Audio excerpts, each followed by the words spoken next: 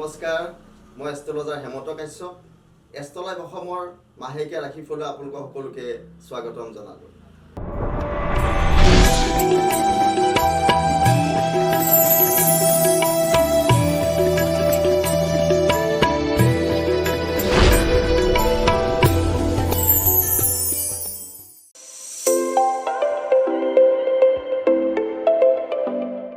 এইবাৰ আহিলোঁ মই সিংহ ৰাশিৰ ক্ষেত্ৰত। সিংহ ৰাশিৰ যিসকলৰ হয় তেওঁলোকৰ এই মাহটো অলপ সাধাৰণ লোকপ্ৰিয় থাকিব পাৰে, মনত শান্তি আহিব পাৰে, কৰ্মক্ষেত্ৰত কিছু ক্ষেত্ৰত বাধা বিঘিনিও হ'ব পাৰে। তথাপিও মাজভাগৰ পৰা আপোনালোকৰ বহুখিনি শুভ মই দেখা পাইছোঁ আৰু ধন টকা পইচাৰ ক্ষেত্ৰত মাজভাগৰ পৰা আহিব। শিক্ষাৰ্থীসকলৰ কাৰণেও খুব এটা বেয়া সময় নহয় আৰু চাকৰিয়ালসকলৰ কাৰণেও ভাল সময় আৰু ব্যৱসায়ীসকলৰ কাৰণেও এই মাহটো ভাল বুলিয়ে ক'ব পাৰি। তো এই মাহটোত এটা আপুনি নিশ্চিত ফল প্ৰদান হ'ব। ধন্যবাদ।